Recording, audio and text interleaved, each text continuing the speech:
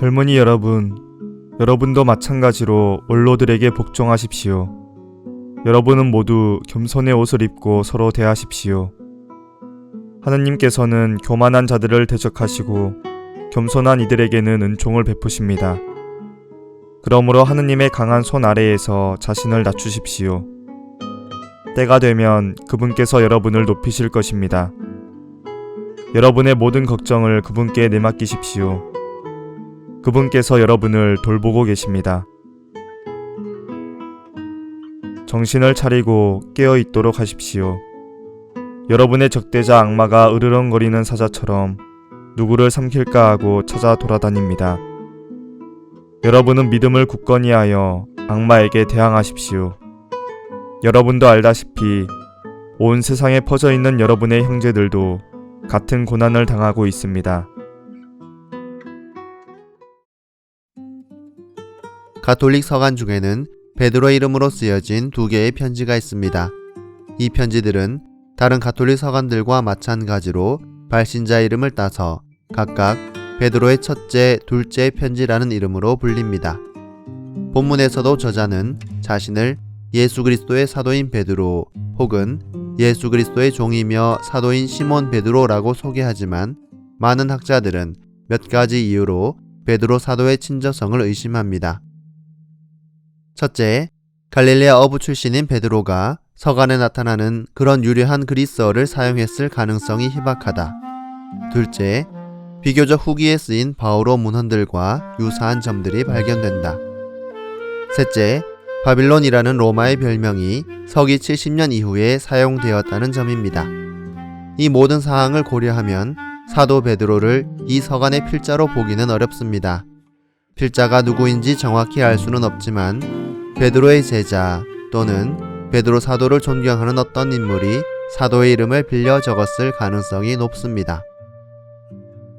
베드로 1서가 작성될 무렵 신자들은 시련과 박해를 겪고 있었던 것 같습니다.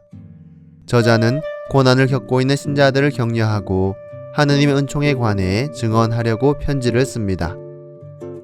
수신자는 1장 3절에서 10절에서 하느님의 백성이라는 주제로 전개됩니다. 다음으로 2장 11절에서 4장 11절에서는 이제 이 세상에서 이방인이며 나그네 살이하는 하느님 백성의 삶의 방식이 어떻게 하느님의 부르심에 부응해야 하는지를 설명합니다. 하느님의 선택은 백성의 응답을 필요로 합니다. 하느님의 선택에 상응하는 삶의 방식으로 말미암아 비로소 그들은 하느님의 백성이 되어 갑니다. 하느님의 백성으로 선택된 사람들은 무엇보다 먼저 그 부르심에 대한 응답을 통해 스스로를 성장시켜 가야 합니다.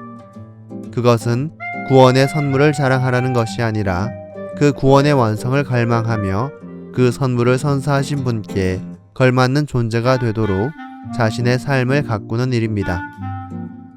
고난과 역경 속에서도 이러한 성장을 가능케 하고 재촉하는 것, 그것을 서간의 저자는 희망이라 부릅니다.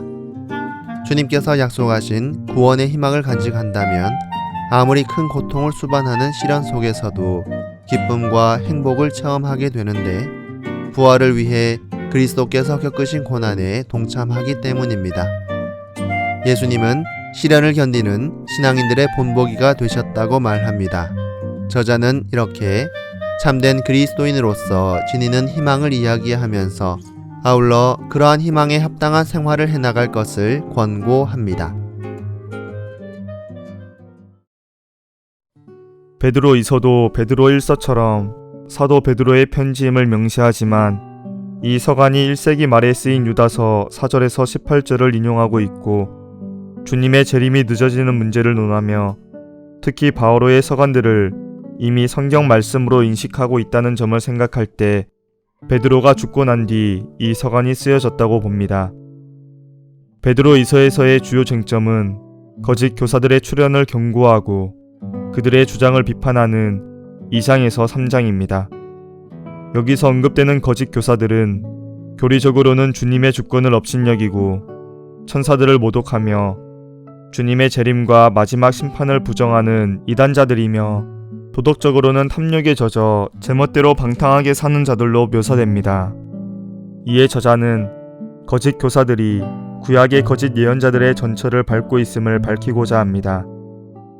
성경과 유다 묵시문학에 익숙한 저자는 타락한 천사, 노아의 홍수, 소돔과 고모라, 보솔의 아들 발라암 등의 전통을 인용해 그들의 거짓된 교설과 방탕한 행실을 지적합니다. 그러면서 주님의 목격 증인들로부터 전해 내려오는 정통 가르침의 중요성을 일깨워 줍니다. 편지의 나머지 부분에서 저자는 그리스도인들의 실존을 기다리는 사람들로 제시합니다. 즉 그리스도인들은 하느님의 날, 새하늘과 새 땅을 기다리는 사람들입니다. 주님께서 참고 기다리시는 것처럼 그리스도인은 희망을 잃지 않고 기다려야 합니다. 그러나 그것은 아무 일도 하지 않는 것을 가리키지는 않습니다. 오히려 흠없는 사람으로 평화로이 그분 앞에 나설 수 있도록 애쓰며 기다려야 합니다.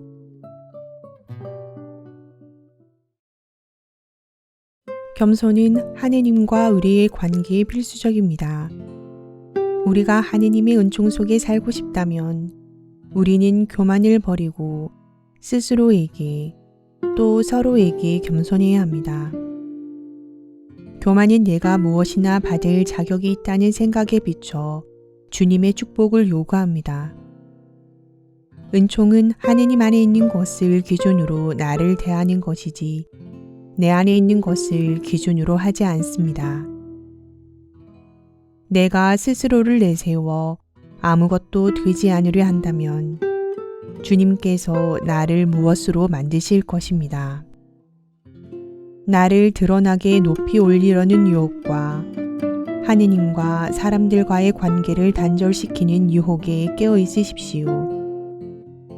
나를 공격하는 악마의 유혹은 피하는 것이 아니라 저항해야 합니다. 이 영적 싸움은 나 혼자만의 싸움이 아닙니다. 지금도 우리를 삼키려고 으르렁거리는 무리들과 싸우고 있는 다른 형제 자매를 위한 기도의 화살을 쏘아주십시오. 아멘.